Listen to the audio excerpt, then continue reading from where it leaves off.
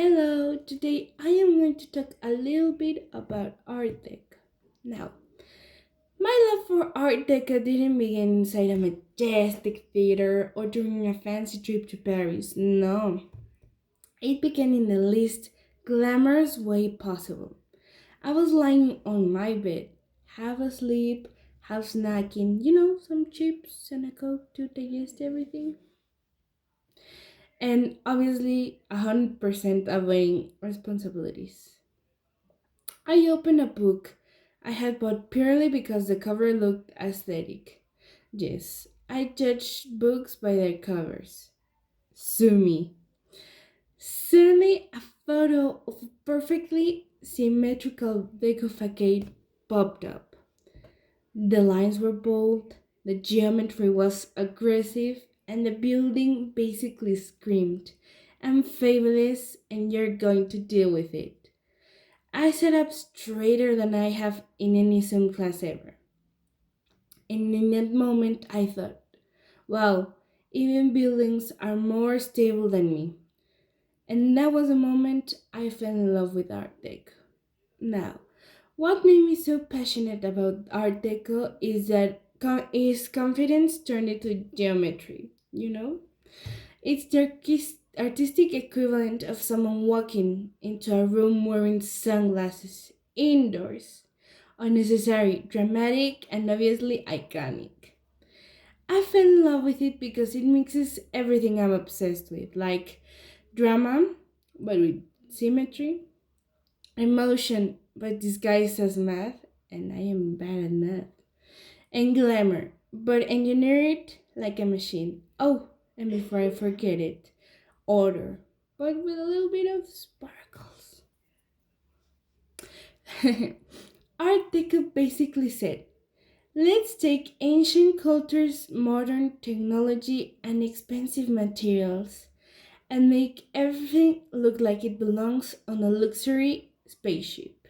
And honestly, same energy I aspire to have. Now, the uniqueness of Art Deco is like the world's fanciest smoothie.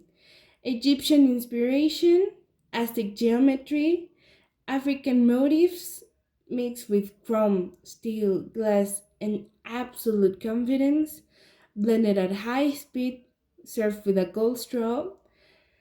It's the only art movement where a skyscraper, a train station, and a lipstick tube could all be cousins, and nobody asks questions about it.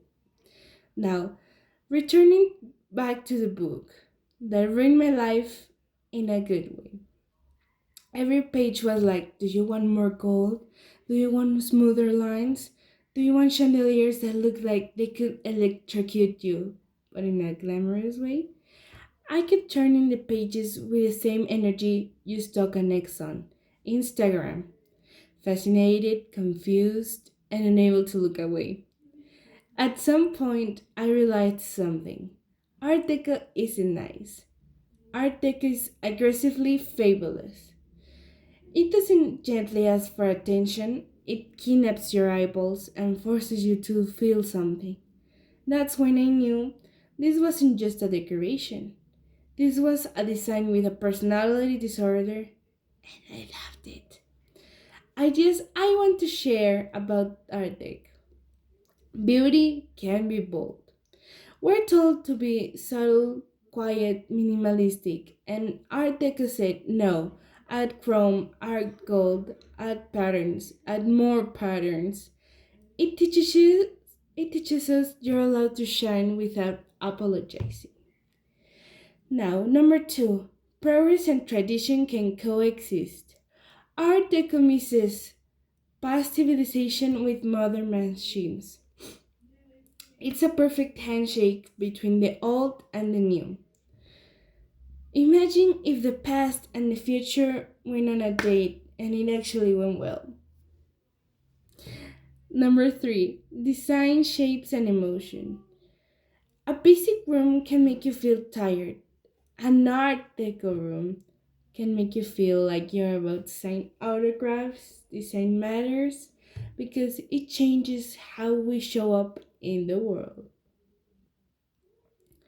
Art Deco and cinema and the drama twins. Art Deco and movies are basically like soulmates, you know? Think about it. Both love drama, both love exaggerated lighting, both love making regular life look like a musical number. And I'm not sure about the last one. And now we learned that the first movie palaces were designed in an Art Deco style, everything clicked.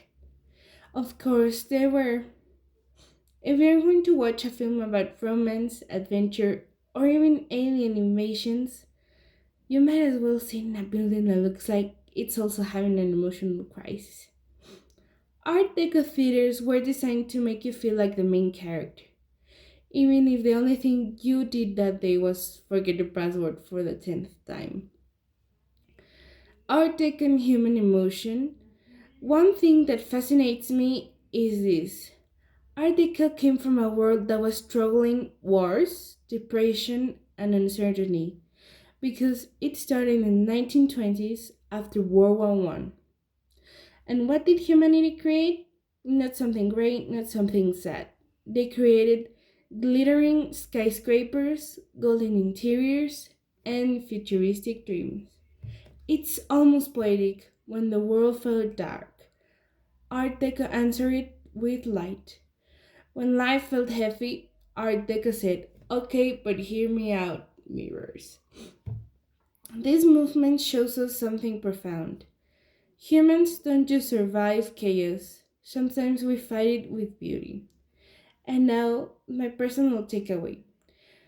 Art Deco reminds me that creativity isn't just decoration. It's rebellion, it's hope. It's saying, I will make something even way more beautiful when everything feels ugly. It also taught me something about myself. I may not be symmetrical, I may not be shiny, and I definitely don't have clean straight lines. But I can choose to live with intention, imagination, and a little tiny bit of unnecessary glamour.